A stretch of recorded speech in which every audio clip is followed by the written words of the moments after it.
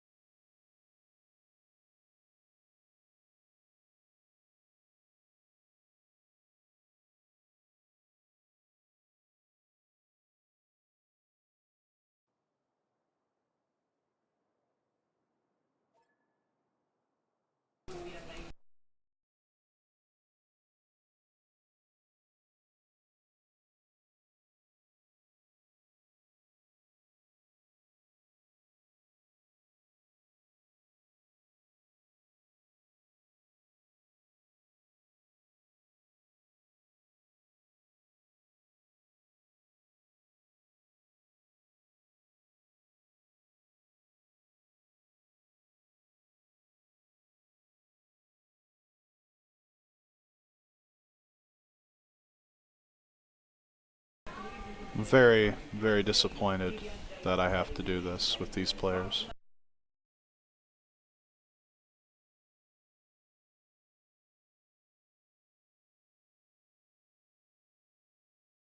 I guess. I'm looking over the stream, Yoshi. Yeah, I'm doing it as well. In case you need to. Yeah.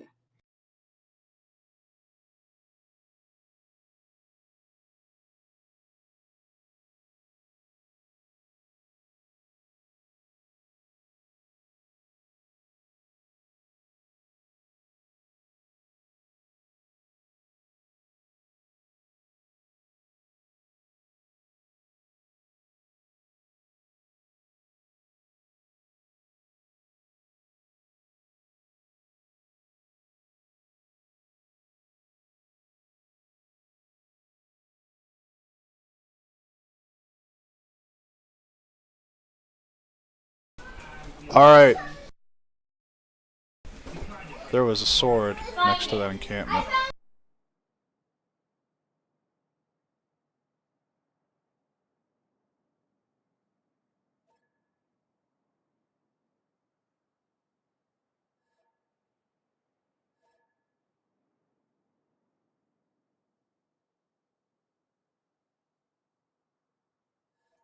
Yoshi, want to reschedule that thing for before Tuesday's meeting? Let's move up. Sorry, it's streaming right now. There you go.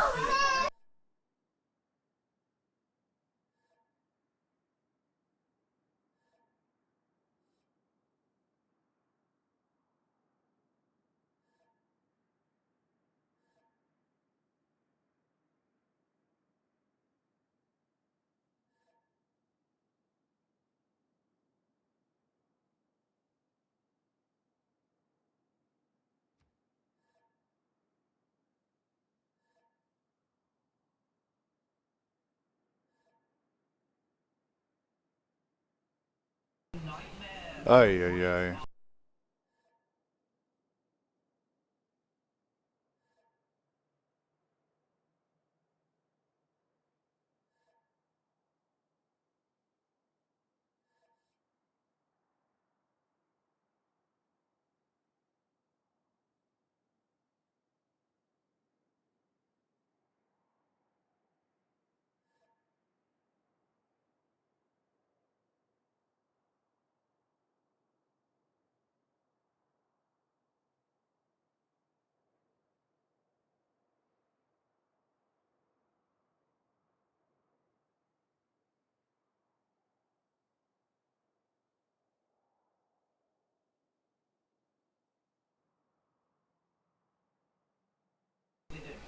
Either way, reviewed the stream, the sword's in the wrong spot.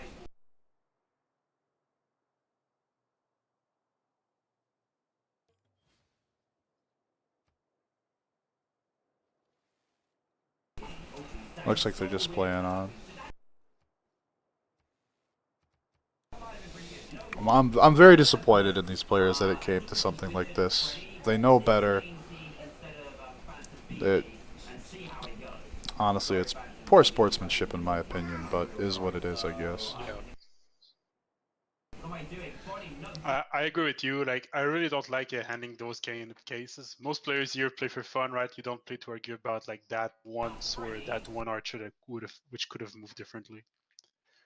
But I guess like some are very competitive as well, so like each unit counts at their eyes.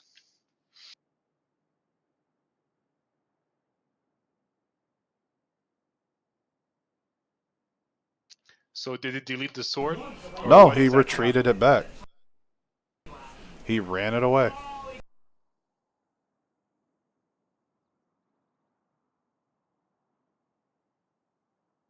Oh yeah, I see. Yes, true movement because of the general, so he managed to move 3 tiles.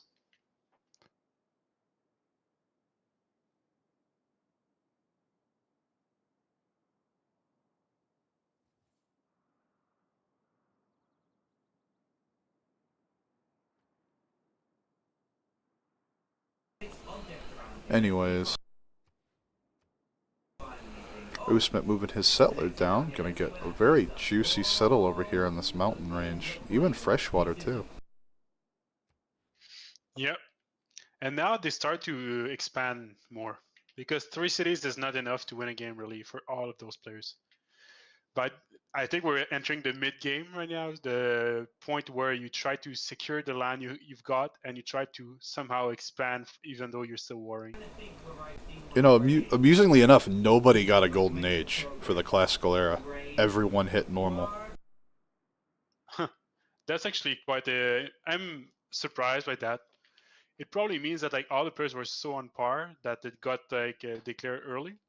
So basically like it's decided when a certain average of points is accumulated to change the era, and then it like says out in 10 turns to change era. So that probably that point was a little too early in this game. That's why nobody hit a golden age. And there's a few good settle spots for. We're looking forward to see him expanding much more as well. I think he really needs to get on 6 or 7 cities by this right now. He needs to just pump out settlers and like show the rest of the game he has a good line for it. Absolutely. And no, Dunless, there has not been a one city challenge game yet. You should get in touch with CanuckSoldier for that. He has been looking into the one city challenge mod to see if it's been updated.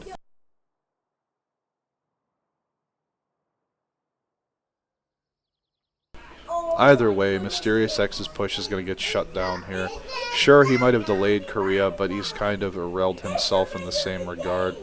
And if he's not careful, Stasic is going to take a city off of him. Yeah, I think it was a very greedy play and it didn't pay out, so now he's in trouble.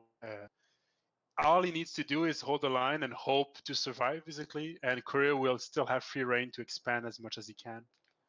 So unless somehow he gets some crossbows, I think, which is the only way he could really like survive or like, push again on Korea, he will be on the back foot for the rest of the game. Walls coming up in the capital. Yeah, with walls, there's really nothing he can do. He needs to withdraw, get out of these marshes, and just line up and hope he can hold. I mean, Stasic has a balanced army here. He has archers, he has horses, and he has swords. All Mr. X has is swords and one archer here. Sure, he has a general, but so does Stasic. And a balanced military really showing its strength here. Yeah. I think the best hope for Mr. Sex is to back out and fortify a line on the hill or on the forest and just make sure that he cannot really like push out. If he manages to, even if he uses his city as part of his wall, as part of his lineup, he can still like manage to hold the line. So horses and archers are not enough to push into swords yet.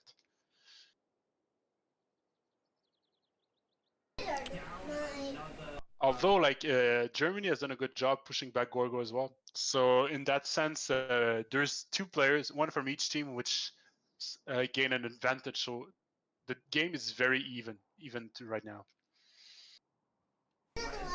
Oh, Varu's coming out for Tom Raider here. It's only one, so it might just be for an envoy quest, but we'll see. Well, right now is the perfect timing for Varu push. Varus are like little later timing because they're quite long to produce. They'll be probably put the card on, and there's probably going to be a few more Varus coming out. I would really like to see that. And he might go for a city-state conquer. That's what I would do if I were him, because you cannot push with a few Varus yet on the Gorgo. We'll have to see what happens. I mean, Geneva, it's a science city-state. It's close by. He can send trade routes to it, one of which is about to get probably pillaged by this scout from Ustmet. But, you know, if he can build more, expand more northern, more northeastern, he'll be able to really envelop Geneva. And with that, he'll be able to send a lot of trade routes there.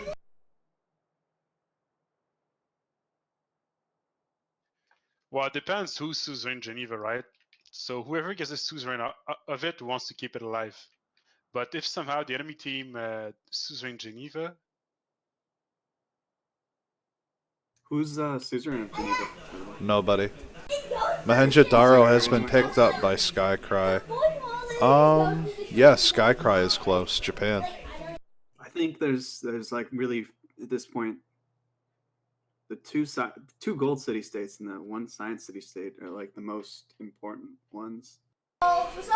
Well, Hustler, you don't suzerain Geneva in a team game for its bonus. You suzerain it to deny the trade routes to the enemy team. Well, to expand more on that, it's the only science city state in the game. So it's the only science city state that's going to give your whole team, you know, the extra science boost from libraries and universities. I hope you don't mind if I'm popping in. that's perfect. Join us. Yeah, and then the two gold city states are really important as well because, well, it's more important for KC because they really can't trade with each other yet, or maybe Korea can trade with Gorgo, but they aren't going to really get science anywhere or gold anywhere else other than the two gold city states. And actually, Valletta could be decent, especially for Usmip, right? Because Valletta gives was that You can buy, you can buy buildings in your city center with Fate. yeah, so like instant walls could deny a push by like 5 turns. And it's quite cheap as well. Yeah. I think it's something like 15 Fate or something like that to get walls. Looks like Mysterious X trying to swing around the left side here to go after Chunshan. That's not going to happen very well. Walls coming up in the city, or just been put under construction. This sword can just move to the left. This warrior can get upgraded, and this archer's just sitting comfortably in an encampment. It's the problem about early wars. It's so easy to defend. Now what Greece could do is actually himself take Valletta and buy some walls, because he took Gordy. Oh no, he took Patron. Who took the Fate Pantheon? That was us. So I was saying Gorgo could get it. What he needs to do right now is to get the crossbows and continue to expand. I mean, Usmap's sitting on 6 faith a turn right now. That's not bad. And it's all free. No investment whatsoever. Yeah. 6 a turn for, what, 30 plus turns maybe? And it's going to grow. Yes, this is online speed.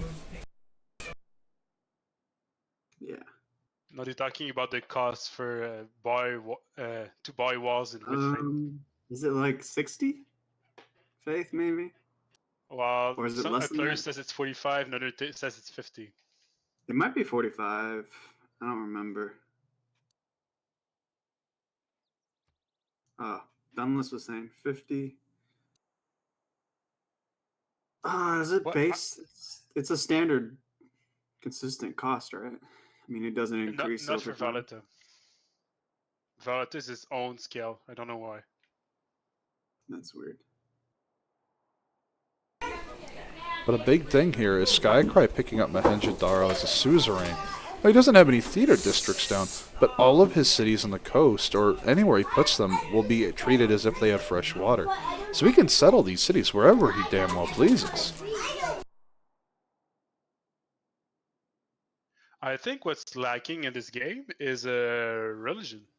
I know I'm a very big fan of religion play, and even if you don't win, no, but even if you don't win with religion, there's so many great bonuses you can get from it. Absolutely. Japan and Chandragupta both had the opportunity to go for at least one holy site if they wanted to. Well, they could still go for it, but they chose not to do so, and I think they lost a big advantage out of it.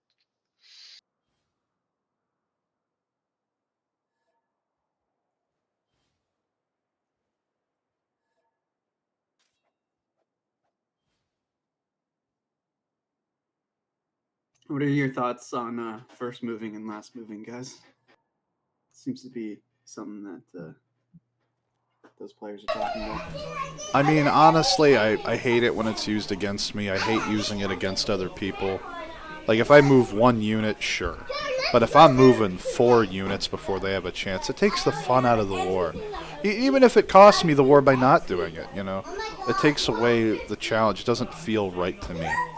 But on the flip side of the coin, you see these same situations happen in games like StarCraft, Command & Conquer, Age of Empires, all the other things that fit into the similar genres. Masters of Orion, for example, is a prime example since it's also a 4X game, where people with a better computer, better internet connection, they do have an edge over their opponents. So the precedent already exists that it's tolerated in semi-professional games. And once you get into the professional realm of esports, you go to these locations and there everyone's given a computer with equal hardware. But, you know, that's a different beast in and of itself. Well, the fact that we play Civilization on online speed already makes it a little less true to the real spirit of the game, right? The game is trying to be balanced on normal speed. It's trying to be balanced on many instances. Even if you want to push it, we should do alternate turns. So I do my turn, then you do your turn, like you do in chess, for example. If you wanted to have the game as balanced as you could, but it would take just so long, and players don't want to play for like 20 hours for a single game. So that's why we try to fit different settings, and this is where the first and the last move issues arise, I think, because the game is not being designed to take into consideration first and last moves. It's just now that whoever gets the first or last move, there's more strategies being involved. So now you have to consider that, oh, your archer could be 2 shots, so you don't want to move in. You want to stay there and wait for the opponent to move, right? Or like you do this with most of units right now. Swordsman Online for Von Holio's Germany here is definitely going to swat Gorgo's hoplites out of the way now. Are you still doing this stuff, Yoshi? I'm not streaming. Oh, I'm just commentating on the stream. Oh,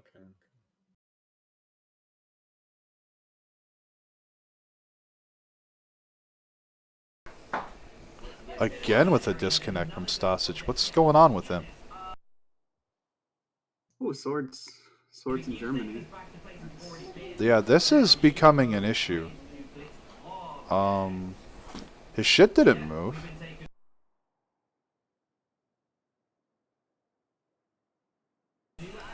Actually, I think his stuff did move. Jesus.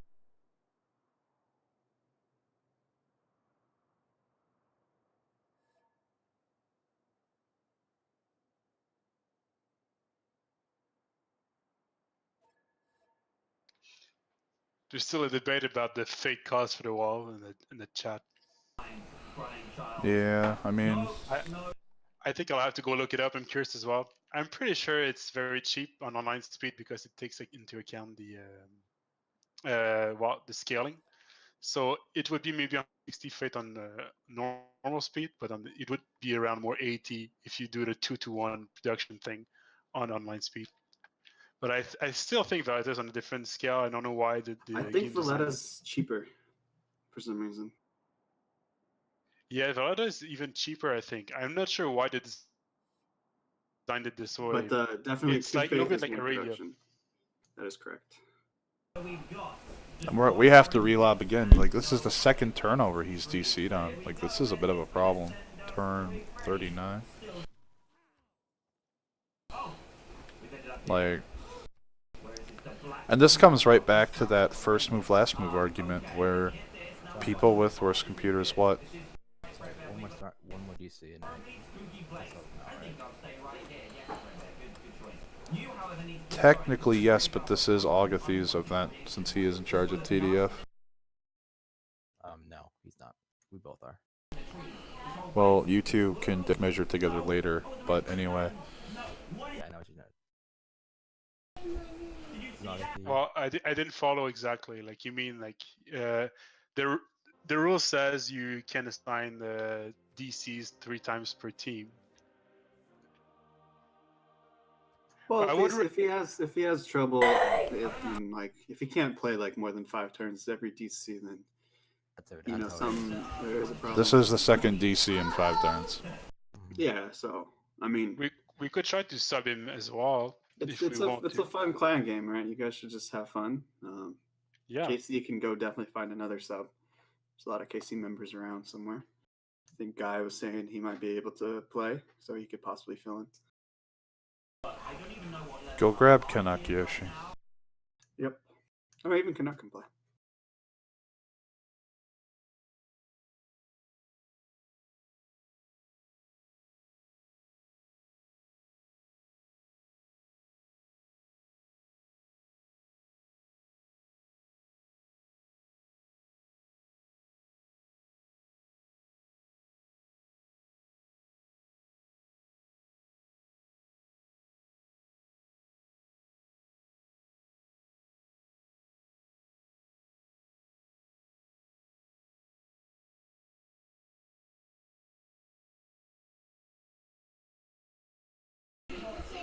Stasic DC'd again. And again, it happened on a turnover, so I had to go back a turn again. And it's being entertained to have him subbed out.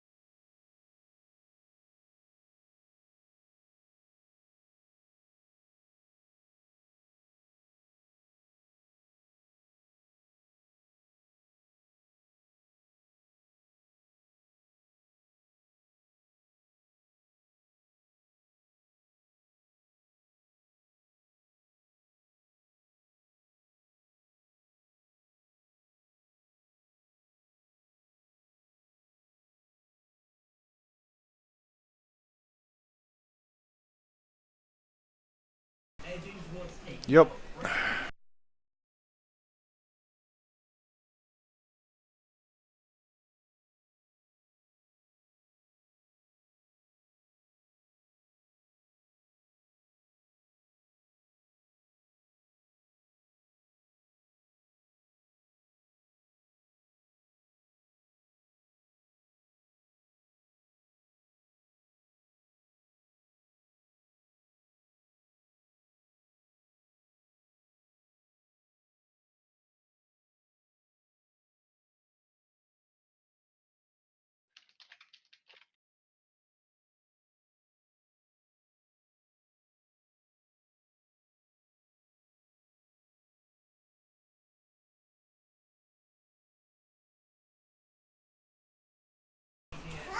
People starting to join the lobby.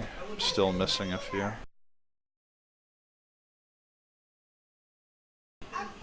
I just hope we don't have another issue with or doing the moves right again, because that was Yes, like when people get that stupid with each other, it puts a real foul taste in my mouth. It just makes me want to walk away from it. Be like, you know, you guys want to be idiots, go over there and be idiots. I want nothing to do with you. What happened? I was just nothing yet.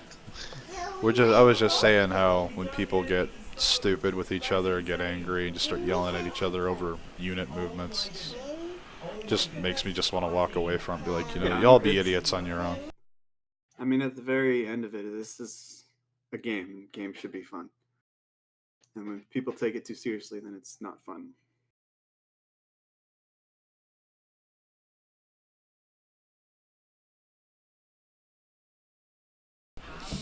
I'm still missing Stasic, Skycry.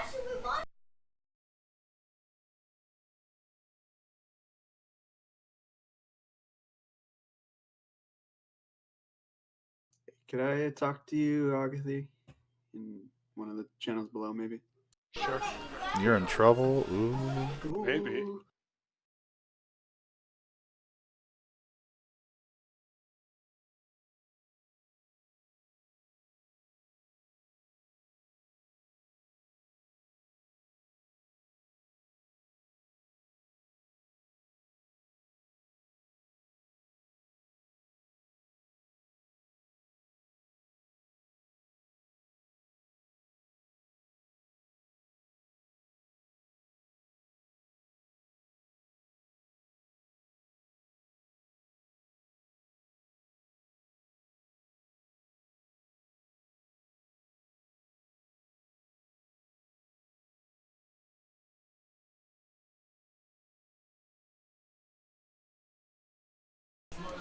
And Skycry got in there. Ugh, reload.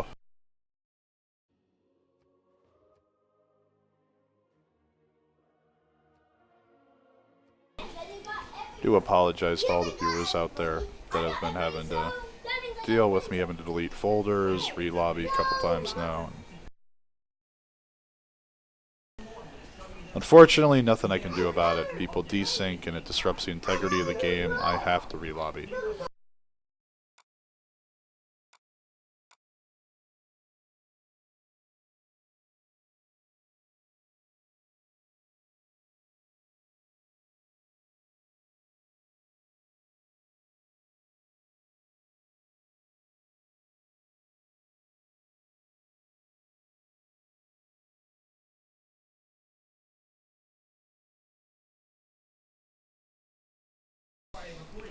Did want to throw a huge thanks out there to everyone who's been sticking with it, sticking through it all.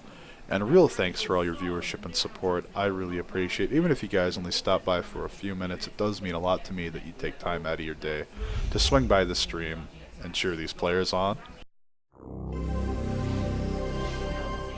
While we listen to very loud Firaxis logos.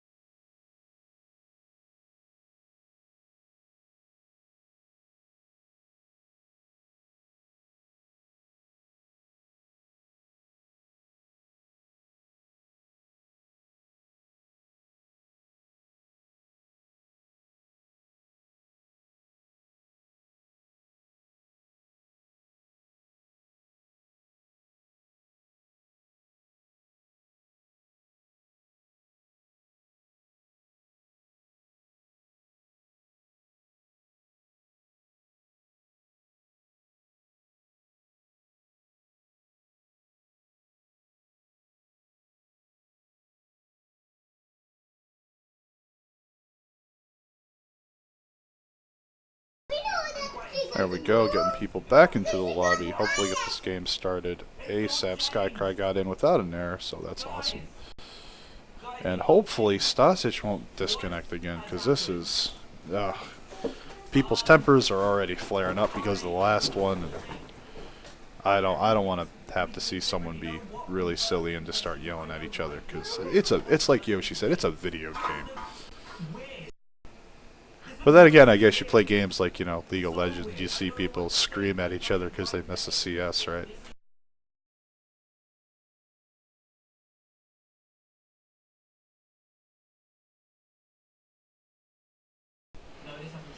I hope so.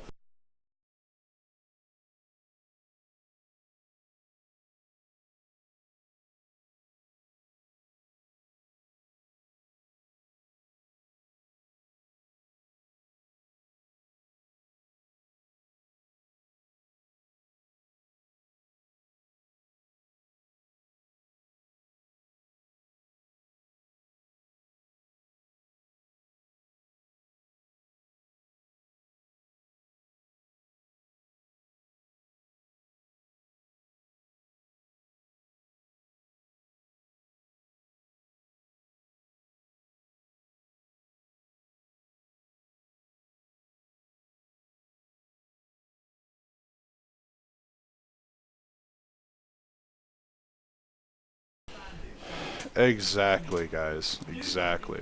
You know, you get these games to have fun. Why is Annabelle in here? The hell? Not anymore.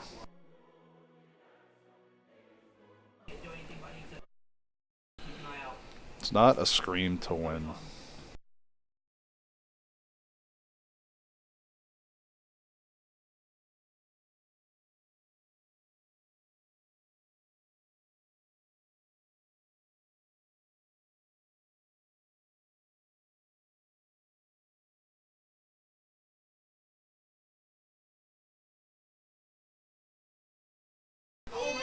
Oh, great. Another error.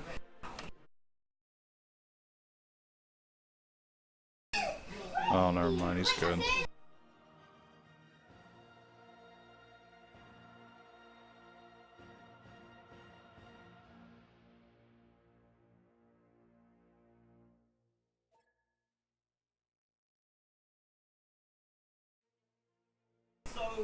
Well, I mean, yeah, this is a competitive league and all, and this is a competitive clan match, but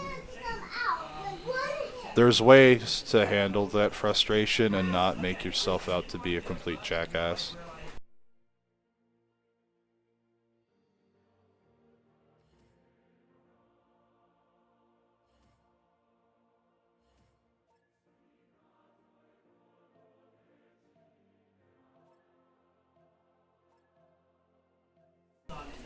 Emphasizing the players do the same war moves this time, because apparently it was a huge issue last time.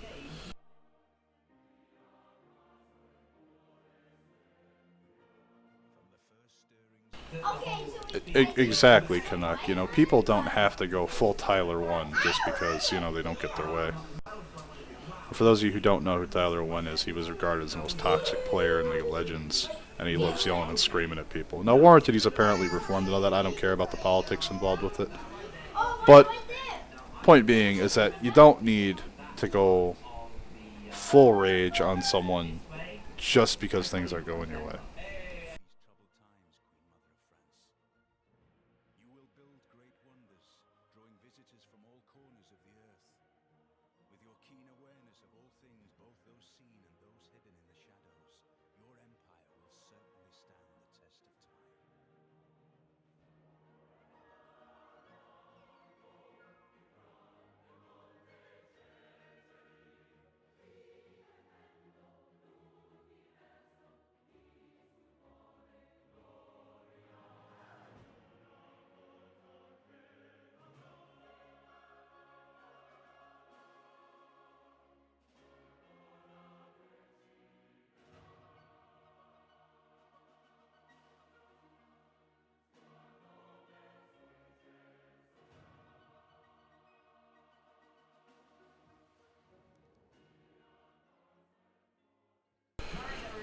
And we're back in at last. Now, let's see things. Players are having to redo some war moves again. Super annoying for them, I know, but it's gotta happen.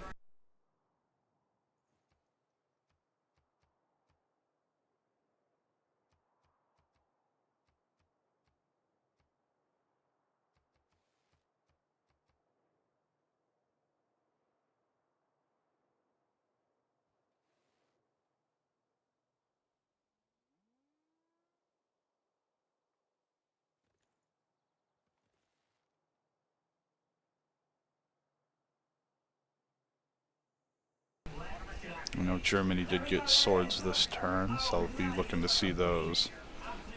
Oh man, some beautiful settles here available. You know, this wouldn't be too god-awful of a Petra. If he doesn't get it, it's not a huge loss of investment.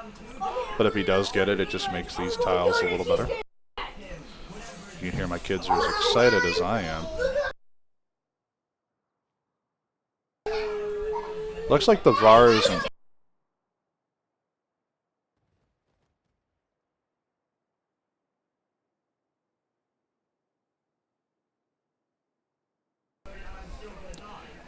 and Archers are going to be moving up, probably to kill Geneva, it looks like. I don't see why else he would move these units this way, using the general to give them the additional movement to push him through.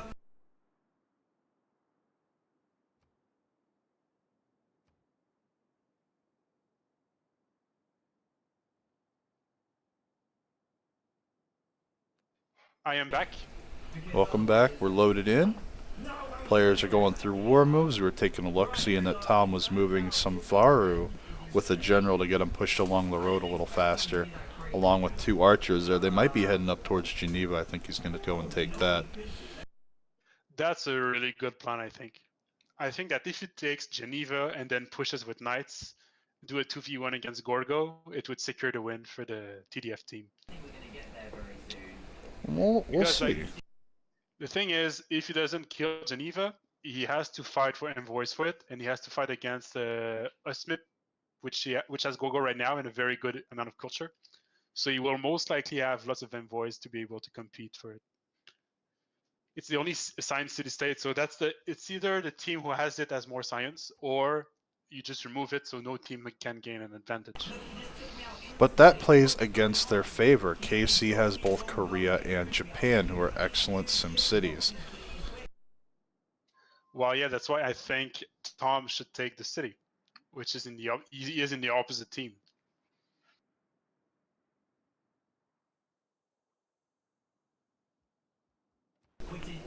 And Skycry did gain Geneva's suzerain now.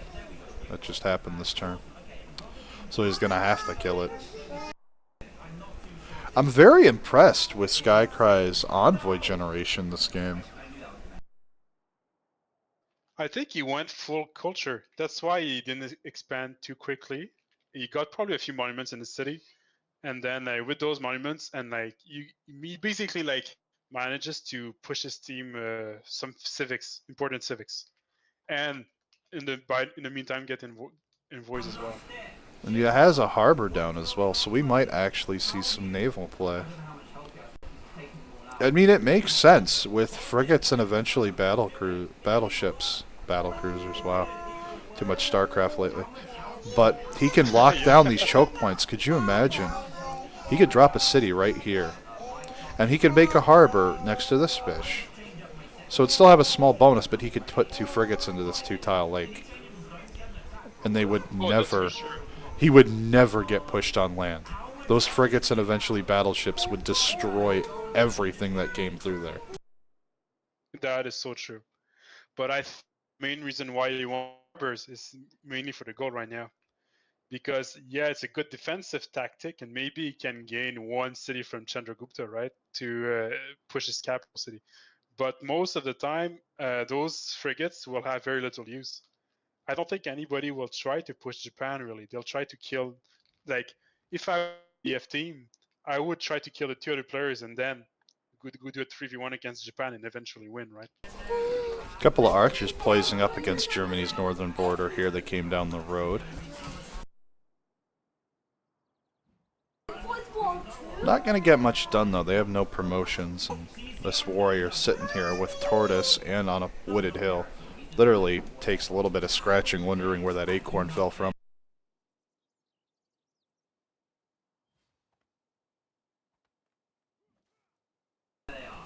And everyone's switching over to oligarchy, we can see. I think those units are simply scouts at the moment. I think Gorgo just wants to keep an eye on what's really going on to have a few turns to prepare. Because he doesn't have that many units near Tom at the moment. So he needs to predict what's going to happen. And it looks like still like there are only 2 campuses on the game right now. Korea's Sawan and Tom's one campus that he has. He is running Divine Spark, so he's getting 2 points a turn instead of the 1.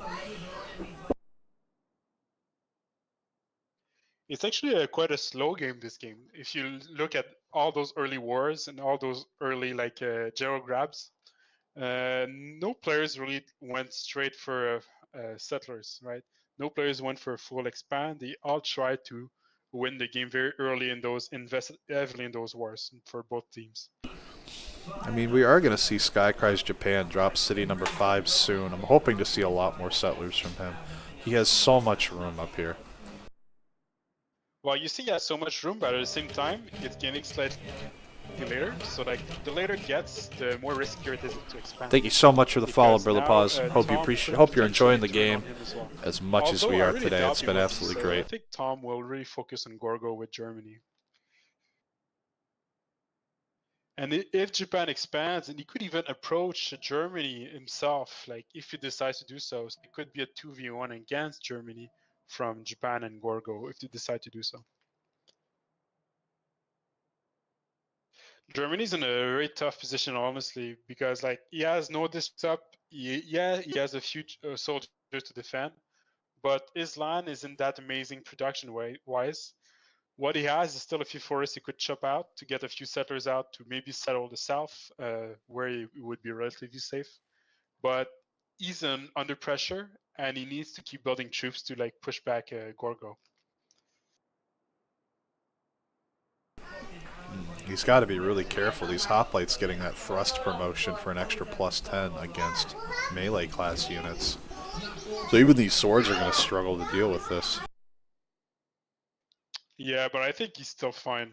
He can hold the line. I don't think he's under threat of losing any city right now. And he could, if he could play greedy, he could pop out a settler or 2 and go settle like either the river with all those forests or the natural wonder if he wants to. I think that would be his best play because he has to play for mid game. He cannot win early game right now. Yes, and with Ustmip dropping cities behind this, he's not all in by any stretch. And if he has the extra troops, he even has scouts fortified back here for no apparent reason. And he could be using those to escort settlers down to the natural wonder in the river like you said. In fact, looking at the screen here, he could get a couple settles in here easily. Yeah, he could settle on the 131, he could settle on the wheat. And that's about, then he could get a settle there. Settle spots. I mean, they'll all expand into these beautiful hills, and all of these bonus resources, never mind the tiles themselves, those are just going to improve Hans's and such. So he can definitely X something out here, but he's going to have to settle those southern 2 cities just to get a diamond with the Magdeburg maybe, or even Ulm, by setting up a 4-city diamond. I think the diamond is already out of play because of the Corgo's play. The best hope right now is to play Germany, and sure, you can still get a few adjacencies, but it's really, really hard to make it work from this point on. If I were him, I would like...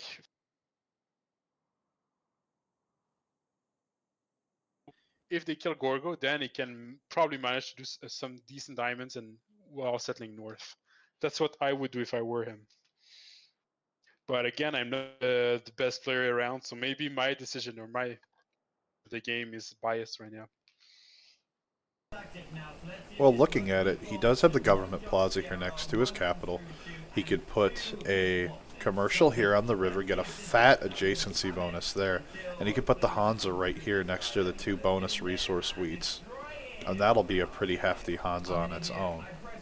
Yeah. So even if it's not the optimal German placement, it's still very strong, and I think it would be enough. I think that's his best play right now. You cannot really hope to get the perfect like hands-up position. No, even if he focuses on 2 city diamonds, his only real play for that's going to be the 2 southern settles. Which he hasn't settled yet, so it would be quite late play. I mean, Ustmip has literally done his job this game. You missed a settler snatch on Pericles. Oh, it just happened. Yeah, it just happened. So Pericles just lost the settler to Gorgo. And Jerusalem fell to Japan this turn as well.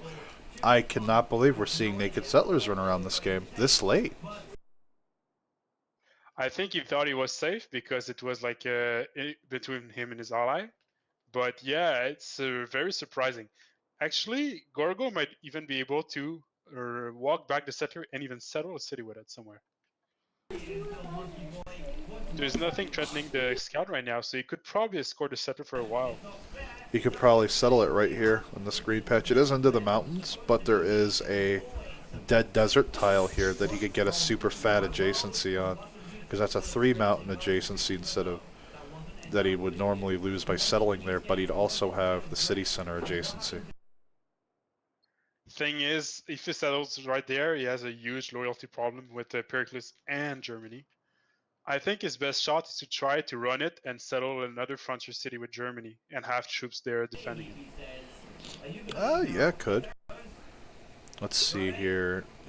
Germany can't really move troops to threaten that scout settler, so he's gonna walk away with it for sure. Even tribesmen don't settle naked.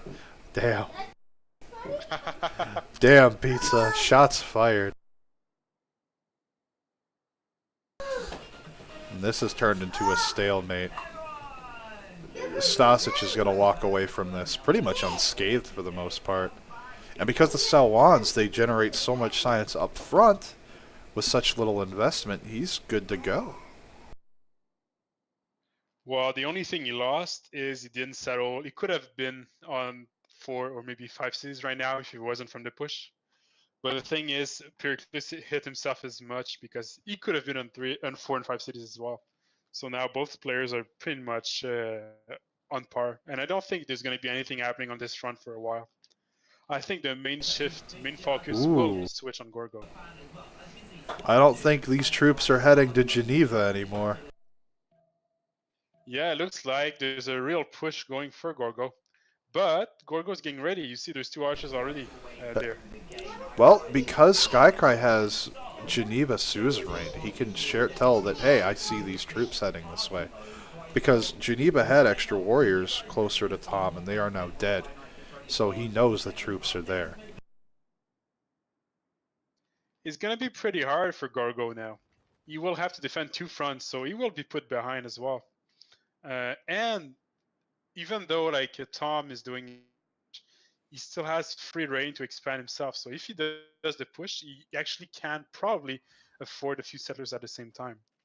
So then we'll see like this player, Tom, will most probably expand to the 3rd or 4th city towards Gorgo. That's what I would do if I were him eventually. And then Gorgo will either lose the front against Germany or lose the front against Chandragupta. Very interesting play here. And even has the battering ram accompanying, doesn't know whether or not there are walls, but coming prepared regardless. Lots of more archers coming to support these Varu. And even the general here, Hannibal Barca, stayed within the territory just to give these troops that extra push out the door. Kind of like when you kick your kids out when they're 18, right? Yep. And what's very interesting is that since he has more than 1 Varu, they stack as well. So if you have 2 Varus next to a unit, it's at -5, it's -10. If you have 3, it's 15 strength. So you could potentially one-shot units with this amount of Varus if he positions them properly. And with the archers in the back, it does apply as well. So that means that if you shoot a unit and it has -10 strength, you basically half a unit, even if it's a hoplite fortified with a hoplite adjacency. So it can be like, it'll be interesting to see how we position the Varus and how like Gorgo defends against this, because it's going to be very tight. And I'd be very happy to see like a Varu going south in Germany's lands as well to get that -5. That would be the only thing he needs to really push towards. Like, I think that's what this Varu and 2 archers down here are there for. I think they're going to cross the river, and they're going to go after this archer in the back and try to kill these 2 hoplites off. And that will allow Von Holio to literally collapse the front all around these units. And then Usmuk's going to be in a world of hurt. yeah, Usmip has 4 cities. That's good for him. but it doesn't have the troops yet to defend both Germany and Chandragupta. Bandar Brunei picked up by Tom Brader, so the suzerain will go to him.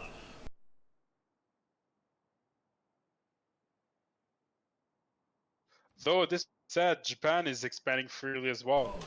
So Yeah, it's on if 6 cities, if almost Gorgo 7. like delays the expansion from those two players, on its own, Japan might be able to hit Germany and maybe Chandragupta as well. With how long this game is going, we're likely to see cav from Japan or tanks. Otherwise, I don't see it working out. It's just the distance is simply too great. He will need to really capitalize a lead and be at least an era ahead unit-wise. While he has the tools to do so, he's been completely unheard the whole game. So we have to wait. I think right now, like it's still like a long shot, but if Gorgo survives, then it means that the Gorgo's team is on the lead. KC would be the lead. And even Von Holio telegraphing the aggression here, just moving more units up, really trying to collapse the flank around Ustmip's remaining units down here. Trying to get him to pay more attention to the front with him. And just like I said here, these units crossing the river, they're going to help destroy what's remaining of the front line here for Ustmip. And Tom is just going to try and get the surprise here, trying to get the jump on Ustmip, but he's already ready, has hoplites on the hills. Geneva's warrior telling Stasic, hey, there's bad stuff over here. I'm about to hate my life because this elephant's going to step on me, but just so you know. While he's setting up already a defense, he's going to be ready somewhat for the push that is coming.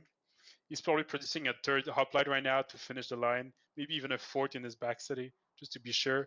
And he's going to settle a new city as well, so he should be fine to hold. The question is for how long? And he probably will lose he's actually already losing the front of Germany's side because he already backed out a few units. So even if he holds the north, he cannot hold the south. And Germany might be able to push Argos in the future. That's my prediction. Oh, I definitely see Von Holio following up with Tom Brader. Von Holio is a player who works very well with other people in terms of coordinated assaults and even coordinated defenses. Look, a naked settler. That's right, guys. Even in semi-professional play, we have naked settlers. Well, at least the naked settler is protected by... What? Well, there's no units around. The warrior attacked across the river into the Varu it was adjacent to. Stupid AI. Did 7 damage and got itself 1 shot. Ooh, horses following up here behind these units, so we're going to have some rapid reinforcements coming. Tom really looking to make a play here. I think Korea somehow has to help here. He has to send a horse or 2 towards the Gorgo. But the thing is, I don't know how much he's still busy with Pericles right now. The front seems pretty dead, and he doesn't seem too keen on pushing the issue. But Korea's fallen so far behind, he needs to get more cities out. He needs to develop his empire. And he can't really afford to send units out that way. However, an extra settler came out of Corinth, not more military units, and that is a catastrophic mistake.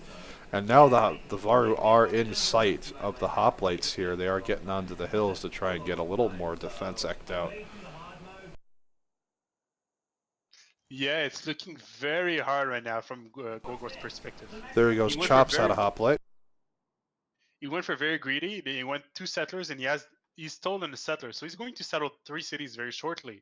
So if the Varu push wasn't coming, he would be in the leading position. But the thing is, the Varu push is coming in a perfect timing, exactly where Gorgo decided to sim and did not do units. So it's a very good a read from Chandragupta here as this push is coming up. I was a little disappointed to see the settler come out of Corinth, mostly because they knew this was coming because Skycry has vision from Geneva's units. So they knew the units were coming. and they knew they were coming soon. Well, he still has maybe 4 turns before the full onslaught is there. Like the Varus are there. Maybe in 2 turns he could start hitting units, but he still has to bring a few archers to bring his whole army there. So he Yeah. might have time to get the 3rd uplight out. We'll see. I think he needs now 2 more hoplites to be able to hold this properly, and probably 1 or 2 archers behind him. I'm really hoping to see crossbow tech land for Ustmip, because if those archers become crossbows and walls go up in Sparta with that encampment, this is going to get locked down fast. Well, we don't know how close they are from crossbows, but how much science does Gorgo does the turn right now? Right now for science, we are looking at from Usmip's Gorgo 13.8, 15.5 from Stasich's Korea, Skycry's Japan sitting at 19 a turn. Taking a look over at the TDF guys, 7.7 from Von Holio, 14.7 from Tom Brader, and 12 from Mysterious X.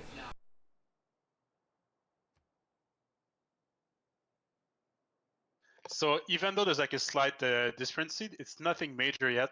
At this point of the game, like unless you have 20, 30 science lead, you're not really that far ahead because it changes every turn.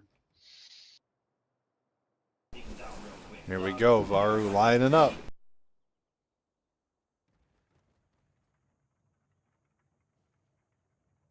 Only problem with that push is since it came from so far, it cannot be reinforced. So the units you see there, that's all he's going to be trying to do something with. But if he doesn't use too many units, that's enough to force Gorgo to produce a lot of military as well. So behind that, Tom would be able to maybe sim from this position. Tom definitely needs to get more settlers out. He cannot stay on 3 cities any longer. Especially taking Divine Spark, he's really not utilizing it very well.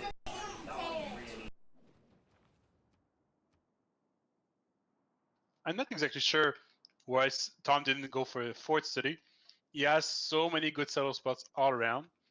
Maybe lacking a little bit of production, but if he does a few more cities, he would get so much value out of them in science, in culture, and in production in the long run. Not to mention, he should be chopping horses. Well, he doesn't have that many forests around. He has maybe 2 forests in his 4-horde city. He has a double deer chop here as well. I mean, you're not going to chop the woods next to the natural wonder. You're going to turn that into a lumber mill because it's just so good. Yeah, he has a few chops, but nothing major. I think he already chopped Varus or chopped something because he had more forests before, if I'm not mistaken.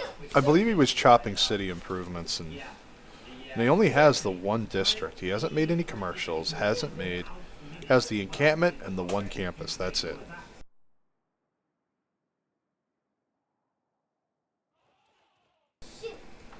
Oh, Hoplight's taking the fight to the Varu, taking it at just below half health. Thing is, Hoplite is the perfect unit to defend against Varu if you were to try. So because they get, well, they are pyramid, so it's basically like Cav against anti-Cav, and they get those bonus. But it's still very tough because like if you have archer support with Varus, those Hoplites cannot hold against archers. That Varu did promote last turn, so the Varus retreat this turn to the hills, making a solid line there. However, Geneva's chariot being a little annoying here, going after one of Tom's archers. He does have to send the horse back to deal with it. And builders coming out, a horse coming out of one of Tom's cities, so it looks like he will be trying to reinforce this with horsemen as they move much faster. But the Varu and 2 archers here supporting Von Holio's forces are starting to push in on Argus. And with that, Wismip's going to have to make some decisions. You can't first move the world. No, really, I think the south front will fall. The north front might hold for a while, but even the north, even if it doesn't go for the capital, if it goes straight for the expand, which is about to settle, you might be able to take it and snatch a few cities from Gorgo. And that enough might be enough for final blow, really, because if they manage to knock out Gorgo, they have so much room, so much land to do whatever they want. And Gorgo is right now the player that keeps them in the game. Like Japan is in no mean in position to harass any player. His advantage is that he cannot be harassed himself, but he cannot impact the other players. And if somehow Gorgo falls, it means it's going to be like a one or two versus three, right? I mean, I honestly feel that their Japanese player being played by Skycry this game, he's kind of dropped the ball. He knew he was alone, knew he was isolated, knew he couldn't be harassed in the early or mid game. But instead of going full sim, he could have had multiple commercials and campuses down. He could really be going out of control. Like, he should have been dropping campuses and some commercials, running non-stop science projects, just getting more cities out of his capital with Magnus, because, you know, making it to where it doesn't take population off the city. You know, being able to utilize that to its fullest, but he hasn't done so, so he hasn't been able to create a huge tech lead for his team. Or a huge gold income advantage either. His gold income per turn has been low throughout the entire game. That is so true. Like, he needed to go either full campus district or commercials and harbors, or he needed to go for a very heavy expand. So like get those settlers and basically never stop producing settlers until you don't have room anymore. And since it has been so delayed, it puts his team in a very tough position right now. I truly feel that if he had just taken advantage of the early time that he had and really just did non-stop science projects with a couple campuses, he'd not only be securing scientists, but he would be getting so much raw science generated and just boosting so many techs for his team. Imagine how much further along the tree they would be. For culture, Japan is a huge sieve for culture play if you get those districts out. So like, and he has this cultural city state. If he decided to go for a theater district, theater districts, yeah, then he could have had so much culture. He would have been able to hit mercenaries for his team and even nationalism later on before anybody else. So you could have had much stronger units for everybody. That being said, he does have some districts coming online now, but I honestly feel this is too little too late. This is stuff that we should have seen a good, maybe even 20 turns ago, if not more. Well, yeah, at least now he's getting in the game. But I think Japan still helped a lot this team with gold income. I'm looking at how he played it.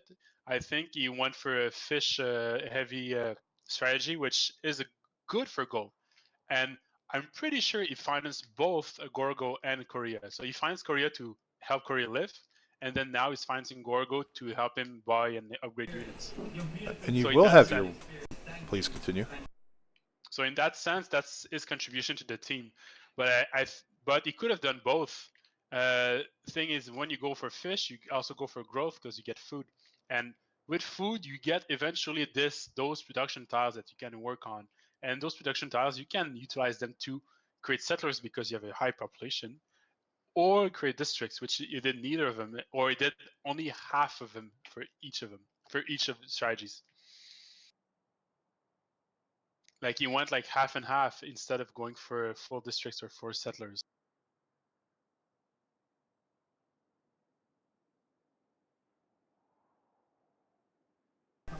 And you will be getting your wish, because when he captured Jerusalem, it did have a holy site.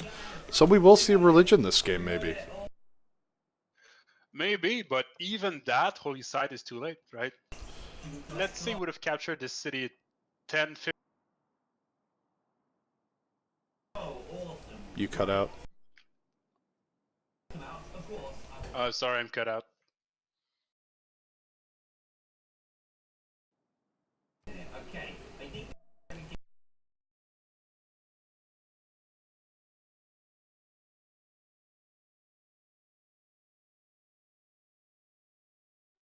Is it better now? Yes. Perfect. So yeah, if he decided to go for a holy site and capture Jerusalem like maybe 10 turns ago, he could have gotten a religion now and now it would have an impact on the game, and he would actually have to say utilize the bonus for either gold, science, or culture, right? But now it's just too late to go for a religion, unless Gorgo holds, which doesn't look like he might be able to for a very long time. And this is something someone in chat pointed out earlier. What is he going to do when these Varro get promoted to have plus 10 against fortified defenders? Well, he needs crossbows. That's the only thing he could do, really. You can pin down like 2 or 3 shots from crossbows from those Varros, or maybe 4 shots, I'm not sure. But even the crossbow tech is not that close, if I understand it pretty well. No, that's not at all. And it requires 180 science for machinery in itself, so it'll take several turns, even with the boost. We might see Germany still back the settler again if he first moves Gorgo on that scout in the south. So it would be basically like Germany would gain the settler from Pericles.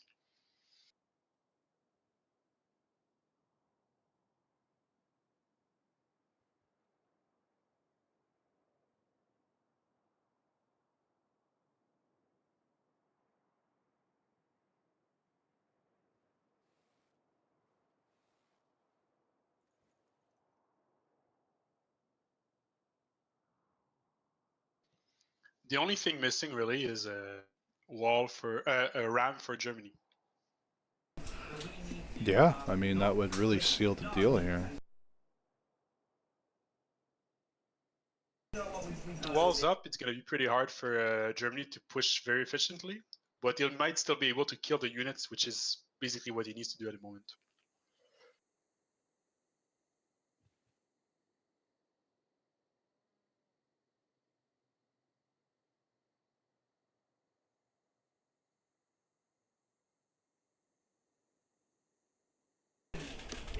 Archers moving up on these hills, too, are going to be able to get shots onto the city center, onto all these hoplites.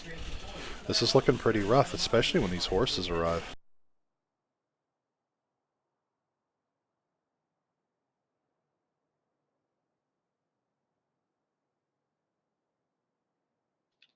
And the thing is, he's all by himself there. He cannot be helped by any of his teammates, right? Really. He's being 2v1, and there's nothing either Japan or Korea can do to help him. And buying units with gold is very inefficient. So even if they send him a lot of gold, they actually invest so much in that defense, and they're actually losing production and losing it. The investment is not really that strong if they decide to buy units for Gorgo.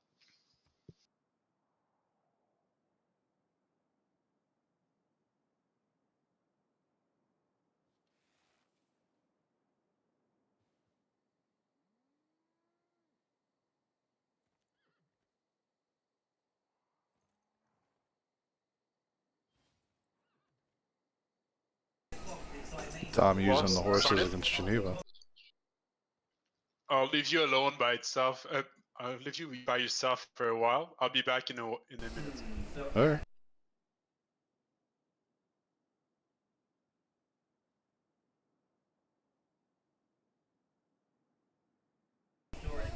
Japan really can't naval harass India. I mean, you got one coastal tile here to the capital, but...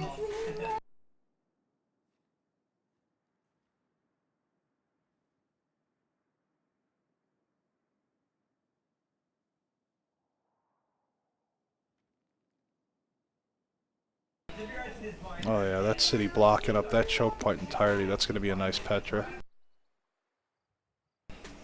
And theater square is coming down.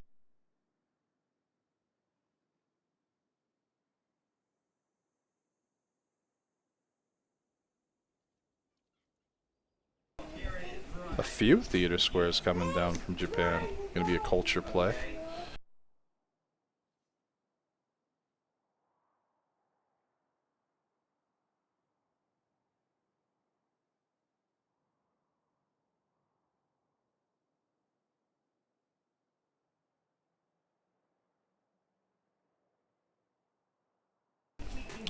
And this offensive lineup by Germany, supported by the Varro and these two archers, is very formidable. It's going to be really difficult for Usnip to defend this. not looking that great for him. He is moving up a little bit here, getting his hoplites reformed.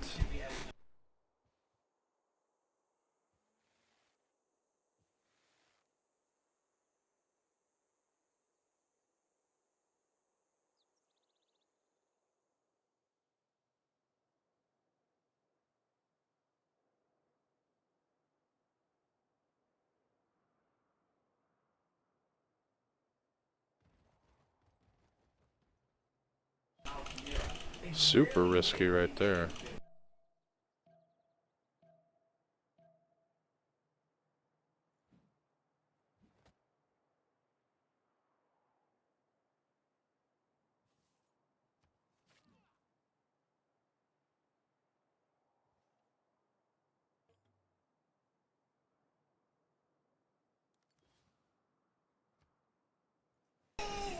More units coming out here. Shots going back and forth onto these Varos and the supporting archers. However, does gun down one of the hoplites, takes the hill with the Varu. This one is fortified up, but is taking heavy fire.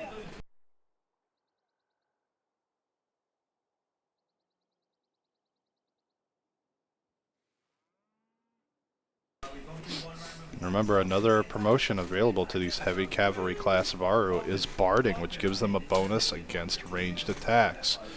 That is going to make these wall shots and these archer shots not very strong against them. Definitely needs to get more hoplites out to really combat this, but these archers providing a lot of fire support. Meanwhile, in the north, we have the horses encircling Geneva here, really trying to gun this city-state down. However, we do have a 7-city Japan off to the side. It is slowly getting its districts online. We do have a bit more science coming out here from some players, but not that much. Going to be a considerably long time before religion hits the field, so that's not going to really make a big play. Japan going for some writers here, having the theater districts up already. Will definitely be contesting the Greases for those. As far as generals go, no one really eking out for a medieval general. Admiral's going to be picked up by Japan in a considerable long time, but we're likely to see some more harbors come out. Or do have some really good adjacency potentials there.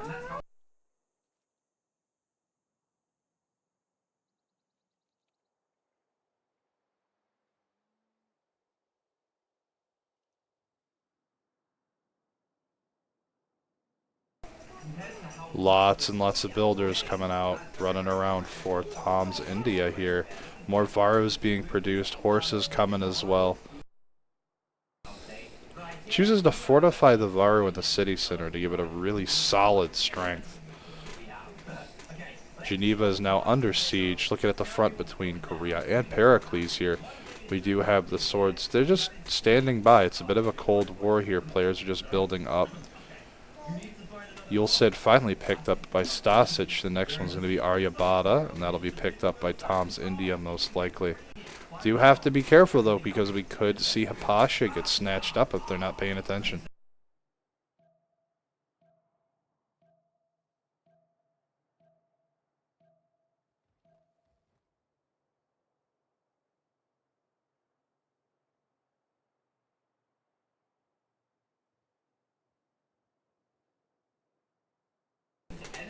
Alright, coming into turn 52 here. Yep, Korea's still sitting on 3 cities. Definitely not good for Korea. Definitely should be having a lot more out. Cities 5 and 6 are already up for Ustmip now. And he is trying to fight a defensive war on 2 fronts here. Retreating a hoplite back that's wounded. Does need to get the rest into the fight, and that's exactly what he's doing. Ram is unlinked from the Varu. Now Varu fortified on the hill. That's going to be a tough push. Retreats one of the Varu back that gets gravely wounded.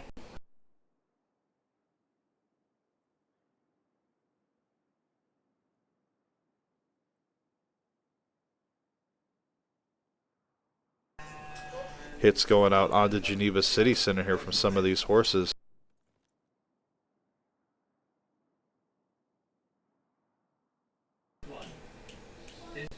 No, it does not look to be the case. He is promoting the horse instead of taking the hit on the city center. He wouldn't be able to take it this turn. Next turn, we will see Geneva fall. Oh, blocks it by declaring war. Blocks the take for Geneva. They declare war. KC declares war on Geneva, and with that, it auto pieces out with Tom Brader and TDF.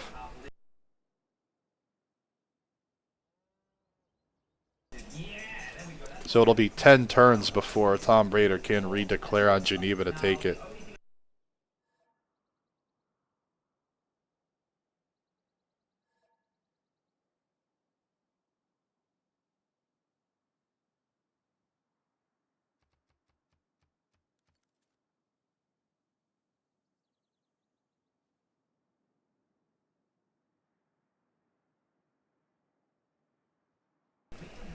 And there is another settler finally coming out for Stasich's Korea. Has to get more going on here.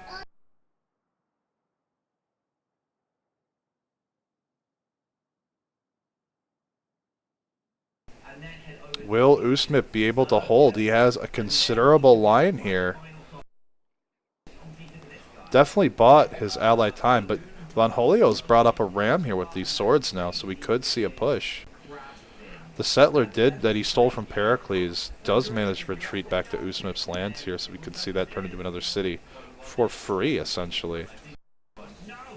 Plenty more districts coming down. Industrial zone, it's going to be a really nice factory.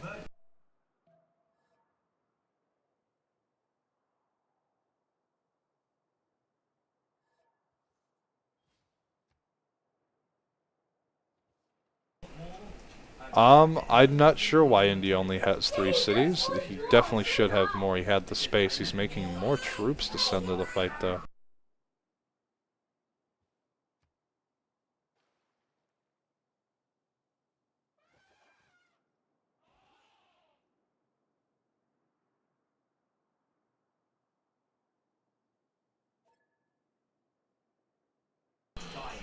Player is a little angry that happened, but it's not against any of the rules. And look at that, horse is coming out now as well for Usmip. He's going to try and chase down some of these archers.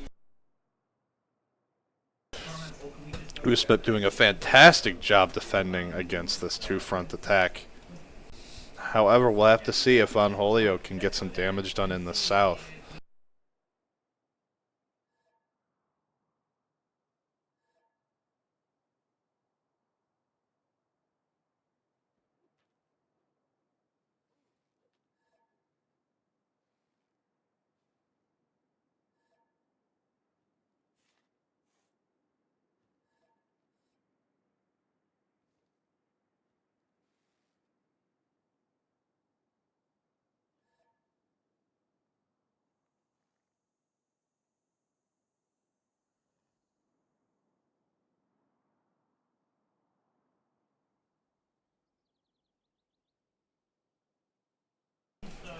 Little baby commercial there going on next to the government plaza. I'm really surprised. He instead chose to put Magdeburgs.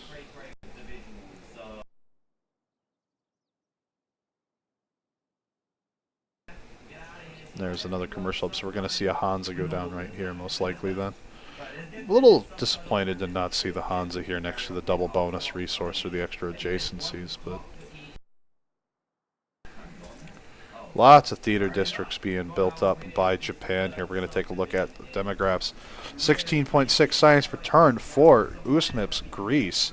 Stasich's Korea pushing 21.3 science a turn and almost 30 science a turn coming from Skycry. Looking at the TDF side of things, we have 11.2 science per turn from Von Holio's Germany. Tom Brader throwing 20.4 science per turn for India. And Mysterious X's Greece, 11.9. At the culture game, Usmip pushing 14.8 culture per turn, Stasich's Korea at 20.8, and almost 30 culture per turn coming from Skycry's Japan. Von Holio's Germany 7.7, Tom Brader's India 11.9, and Mysterious X at 9.9. KC really a commanding lead in culture. They're going to get those key civics so much faster.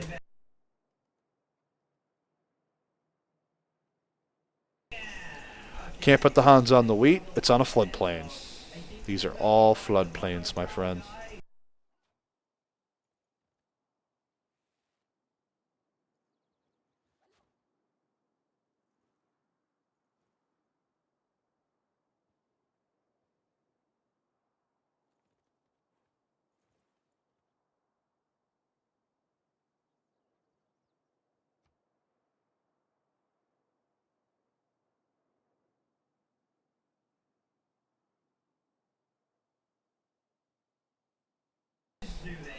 And Tom is now being pushed back by the Hoplite Legions.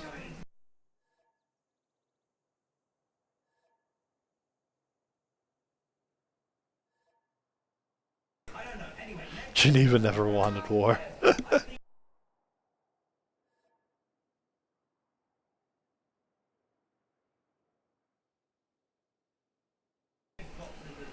More districts going down for our Korean player, trying to stabilize an internal economy.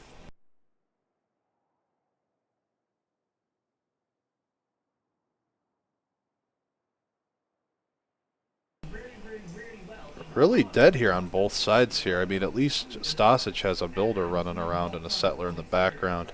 But no builders, no settlers coming out for Pericles here. Definitely not nice to see. Now that Von Holio has kind of pushed Usmip back a bit, I'd like to see a settler come out. Just one. But Usmip has a pretty huge military. In fact, as funny as it would be, I'd love to see him go to pikemen and do a mercenary upgrade with pikemen and crossbows and just push. Because you wouldn't be able to stop it until muskets.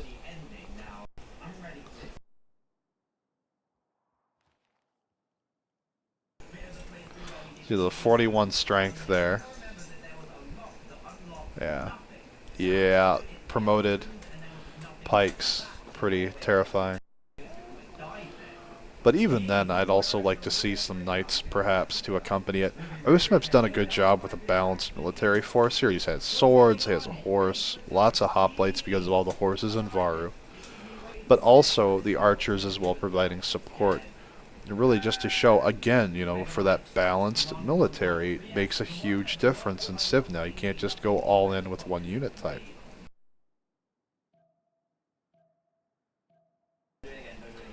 Oh. Oh. Shipbuilding, huh?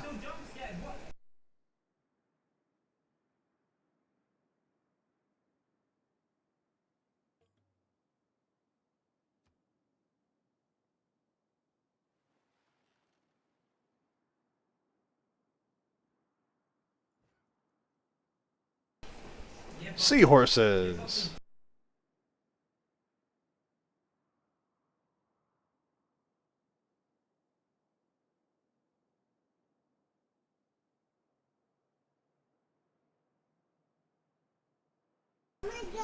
Usmip really taking a commanding position in this game here. Has more than enough troops to hold the line. Just doing an excellent job. I want to take a look again at player demographics here. You need to unend my turn to do that though. We're going to start from the top looking at Usmip's Gorgo. 471 gold and 45 a turn. Holy crap. That's quite a bit. Taking a look at Stasic's Korea. 18 gold a turn, sitting on 83. And for Japan here, what has Skycry been up to? 27 a turn with 40, probably just sending gold over. Taking a look here at Germany now. We have 95 and 17 a turn. Pericles is sitting at 8 a turn with 63 banked. And finally, Chandragupta's India, 111 with 10 a turn. Oh, and looks like we just had a CC. And TDF is CCing. Congratulations to KC for winning the match against TDF's 3v3 team. And look forward to testing the next match with everybody. It was a really great game. We saw a lot of amazing defensive warfare come out. And I cannot really pull up the loyalty specifically on other players' cities. I do apologize. There are limitations to what I can do with this mod. Hopefully Firaxis will fully implement an observer mode in the future where I have access to all of that information. And that's just it. Like, Japan was able to generate money to fund wars. Pericles was able to sit back and just fund the war after he stalemated with Korea. But Ustmip just held on and on and on, and because of that, Stasic was able to generate a lot of money. And with that, they were able to fund heavily into Ustmip's Gorgo, and they were able to just do so much. GG, everybody. Thanks to everyone who came out to watch the match and cheer these teams on. It's been absolutely incredible. Thank you again to both TDF and KC for giving me the opportunity to cast the match. It was a lot of fun. I really enjoyed it, and I look forward to seeing you guys next time.